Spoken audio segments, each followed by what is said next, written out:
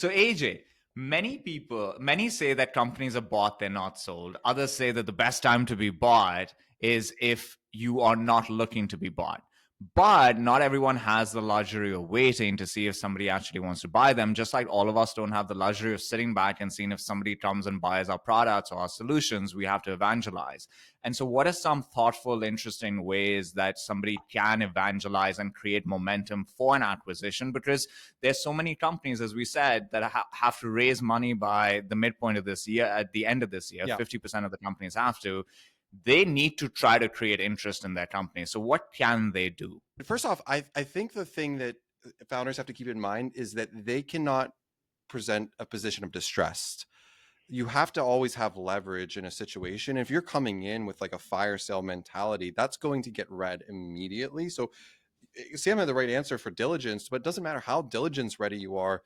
If the founder's not evangelizing and coming in with like, hey, this is why 1+1 = 3, or whatever the story is, whatever the narrative is, you're going to get laughed out of the room. So first things first is just make sure you're confident about why this is the right thing to do in terms of a partnership. Like that's what I would think about. If you're not fundraising, then you're thinking about what are the strategic levers that I have in the business that helps accelerate other businesses. Like that's what I like. How do I win if I have a startup coming to me and saying like, hey, we're looking for a soft landing or whatever the case, or I want to hear I'm trying to fundraise. AJ, can you help me fundraise?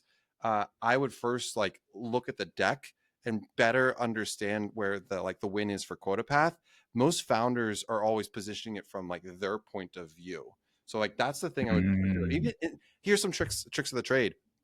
A couple of things. Actually learned this. This was actually really good advice today. First off, branding and thinking about the value props in the other company. So if it's HubSpot, having their logo of where this fits, having the positioning of HubSpot's positioning first and foremost, that will resonate really well.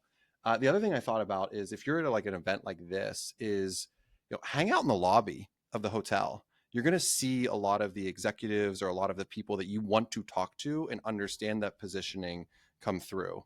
That happened last night, and there's the CCO, Chief Customer Officer, just met in the lobby really randomly because of that, and learned a little bit more about the positioning of it. So if I'm going to have a conversation with the CEO of the company and thinking about that, those conversations I can recall. So position yourself.